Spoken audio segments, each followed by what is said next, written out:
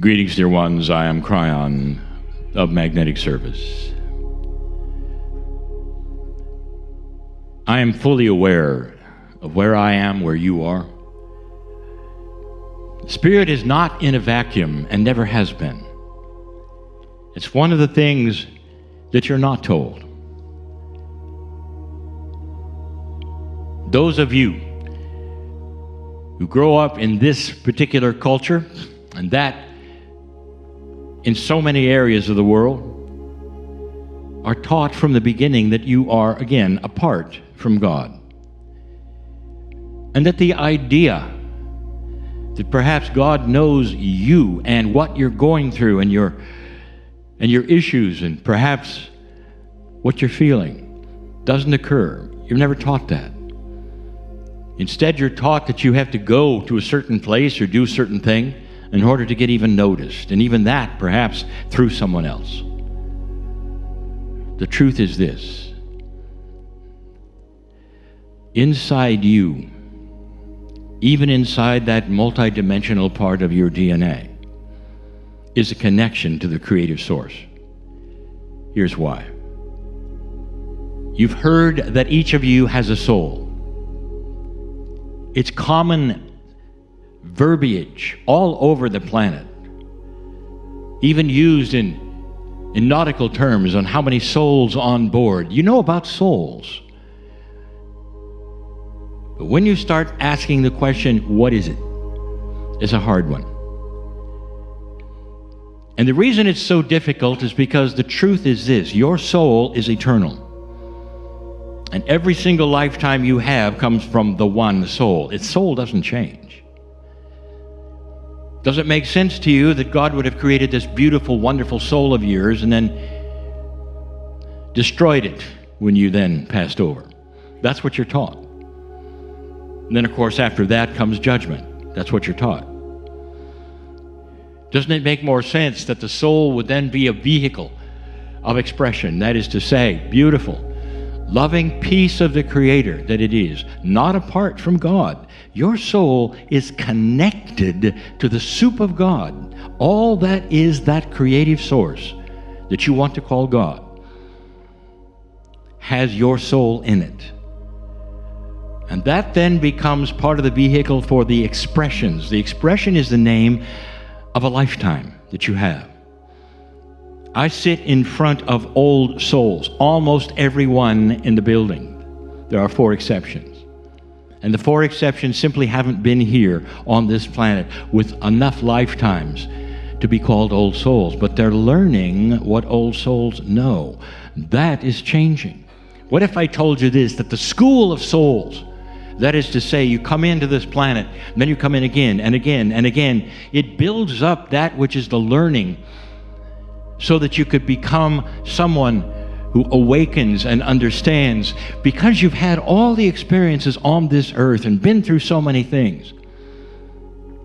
But what if suddenly in this new energy, other things are starting to occur? What if you have some souls that have only been here a few times? They haven't had the experience. But something is happening where they are starting to assimilate what you know. And they're becoming old souls in the attributes of their lives, but they haven't been here long enough like you have. Now, what's that about? This will be called the Lighthouse Channel, for what I'm about to tell you. Early on in the Kryon work, we established a metaphor. It's always been a metaphor about light and dark, always, because that is what you understand the most. It's such a perfect metaphor because you see in the light and you don't in the dark. And in the darkness is where you expect evil things, and on and on. So it becomes the metaphor, a pretty good one. Not only that, illumination is the other one that has always worked for us. And one of the first lessons we gave, the first time we literally were in front of a crowd, we talked about the dark room. The room is dark, many humans are in it, and they don't trust each other, and they can't see one another.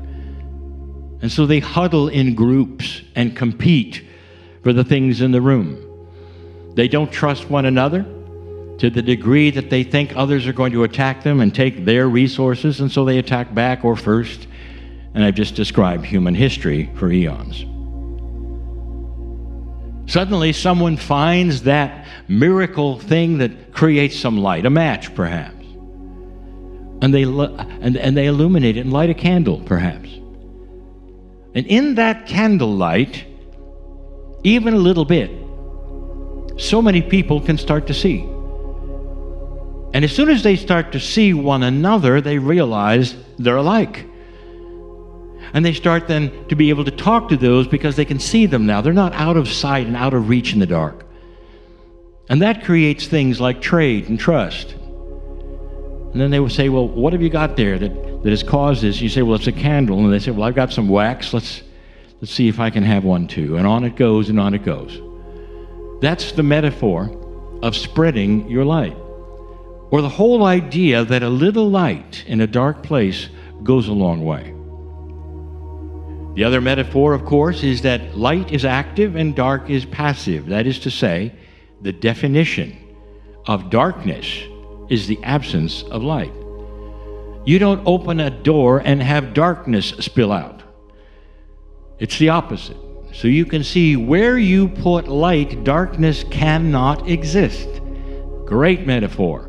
And it shows you what's going on the planet. When you have a revelation, such is happening right now and will take place, it's like turning on the lights in a room that has been dark for 100 years or more.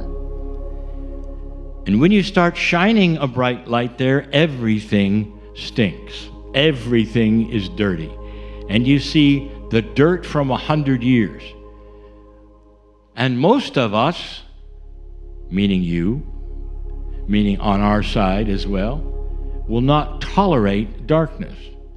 And the first thing you want to do is clean it up. Because it's where you live. It's where you exist. And so that has always been the metaphor of dark and light. A little later on in that which is the career of Kryon, about 16 years ago or more, we started to talk about the old souls of the planet being the lighthouses of Earth. And that brings us to this space right now. We sit in a historic building, all of us, that is connected to the buildings around an ancient, if you want to call that, lighthouse. When I say ancient, a lighthouse that existed before electricity. Many did. What did they do there and how did they do it? We'll talk about that in a moment because we have a metaphor of the lighthouse. But let's talk about the initial metaphor of what a lighthouse is, because we started calling you light workers. Light workers, and the whole name of light workers has not been around that long, dear ones. You won't find it much 200 years ago, or 100 years ago, or 50 years ago. It's a term that many started using only in the last 20 to 30 years.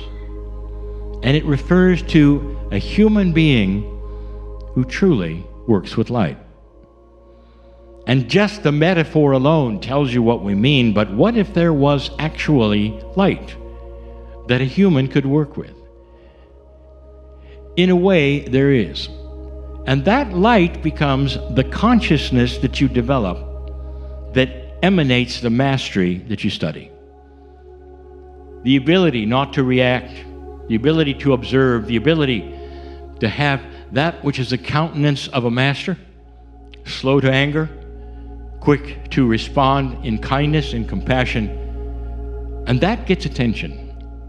Quick to laugh where joy is always there, where a smile is something that you're proud of. That particular individual creates other individuals around them who are attracted by their light.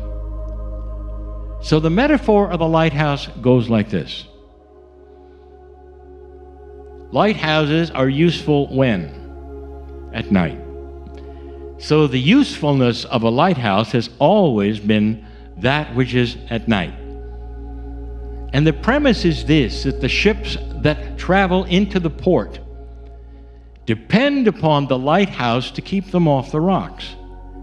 They depend upon the lighthouse to steer them into safe harbor. So the lighthouse becomes something very interesting. The lighthouse keeper, the one who strikes the light, is never known. And thousands of ships in the night will take a look at that and go to their safe harbor, never knowing or seeing the lighthouse keeper.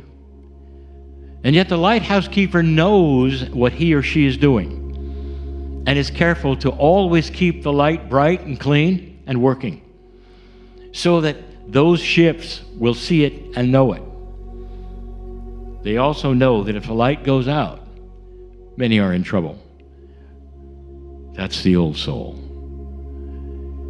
If you go to the lighthouse on this property, you will see an example of what some people will call hardship. It was not back then. It was simply duty. It was simply the way things worked. If you were a lighthouse keeper, you had a lot to do. In order for the mechanism itself to work, not just to show the light, but to spin around so that it was seen very clearly in 360 degrees, a set of weights and balances, like a clock, had to be wound at a certain time so they always worked, and so the spinning would be accomplished. There was no electricity. So you might say the lighthouse keeper was the only one who could make that work, not the electric company. And so the lighthouse keeper constantly had to be aware of what I will say, winding the lighthouse. In addition, that which made the light, the fluid, whether it was a kerosene or something else, it always had to be lighted. At one time in history, it was whale oil. So it has come a long way, but the lighthouse keeper always had to make sure there was enough of it in order to keep the light working. So that particular lighthouse keeper, which is the metaphor of a light worker, has a lot to do. Dear ones, let me tell you something. If you get to a stage where you feel you're shining your light to your family, to others, to the rest of the planet, to anyone, it's not permanent. You got to work at it. Some people say, well, I'm trying to have my joy factor 24/7. Good luck. Human nature is human nature. And there are some things that will keep you from being joyful when you're in pain, perhaps, or in fear, perhaps. And you have to wind that clock to understand, to get back to that place where you can start to show that which is the God part of you. Keeping the light lit, just keeping it shining. That joy factor, yet again, is the light that you have. Just keeping it always shining is not possible. There are times when it goes out, when you're not necessarily in your best way. We know that. So that means that being a light worker is difficult. No one expects, no angelic entity looking at you would expect that you would get so far above human nature that all of you would be masters. That's why we're here. Those guides that you have, that's why they're here, to help you wind the clock.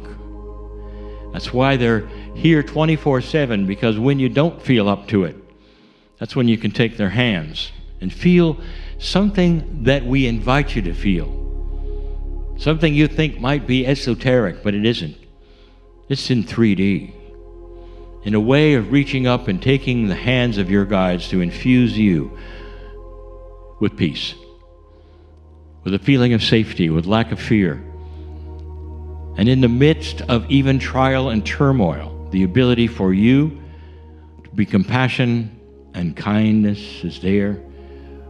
That's what makes the difference. So just knowing what you know does not mean you're a lighthouse. Just being an old soul does not mean you're a lighthouse. What it is knowing what to do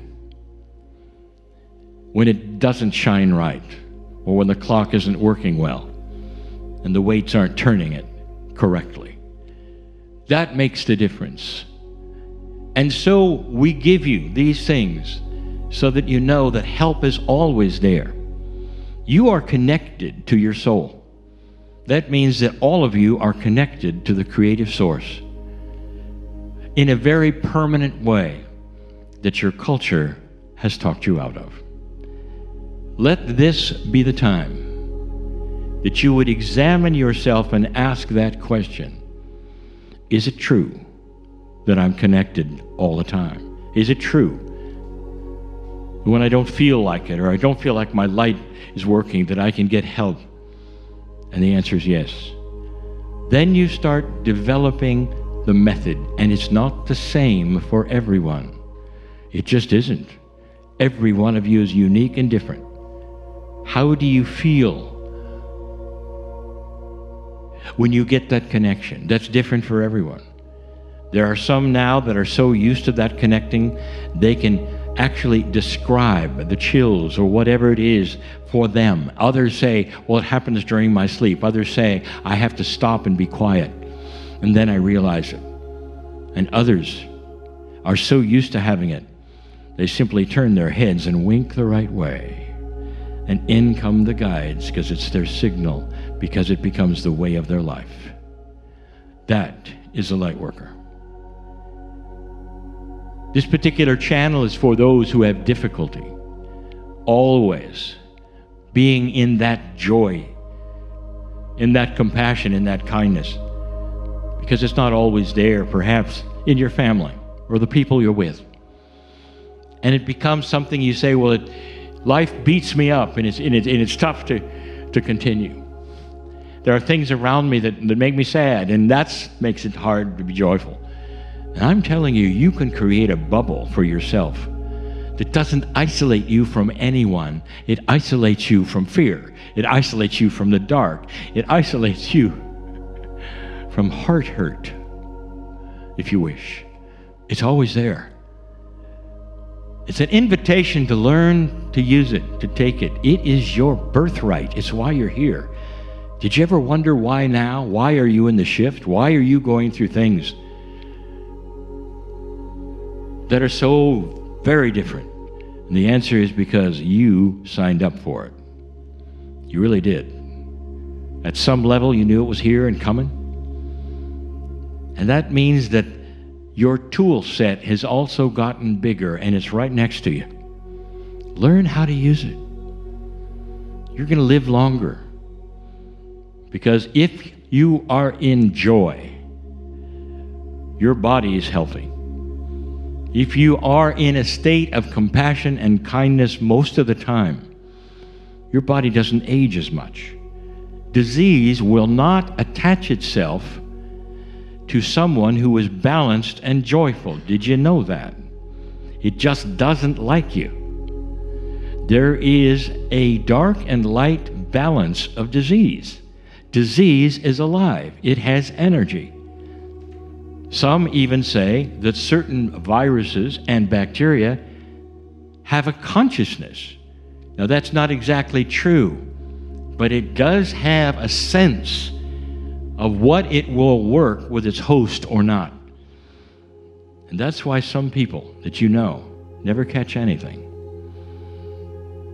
Is that the first time you've heard this? I want you to know there are a lot of things at work here that you were never told. Not every single human being is the same, even though your organs are in the same place. Not every single human being is the same simply because they can count your blood or look in a microscope and see you're the same as the one next to you. Well, you're not. And it ought to give you an idea that you're not, because your consciousness, which is energy, is unique for every single soul. The bodies that you develop, how you think, what you do, all has a place on the planet that is seen by the environment around you. Very interesting when it comes to disease. Dear ones, I want to tell you, consciousness is the key. How many of you, in closing, have known those who are invested in the dark, who are so unaware they pull bad things to them on a daily basis? You'll also know that they don't live that long. How many of you know or have seen a hypochondriac who's so afraid of catching everything out there that eventually they do? Not just one thing, but a cascading events of diseases and troubles and aches and pains, and eventually they die. I just described to you the power of consciousness and the way disease and bad things work. It's almost like you open the door and allow things to come in. People who are victims are this way, who say only bad things happen to me, not understanding that statement alone goes into the ethers and into the field, and the bad things they're afraid of line up to occur to them. And those who would say, I am on a path of light, a path of health, those who expect those things to happen to them which are beneficial and help them and the others around them and their families, seem to have that and bring it to them. Law of attraction, some have said, it isn't. It's the energy of consciousness. You studied it today. My partner talked about it today. This is what we want you to know in this Lighthouse channel, that the energy of light creates a situation where darkness cannot exist. Maybe it's time to wind that clock a little. I'm crying in love with all of you. And so it is.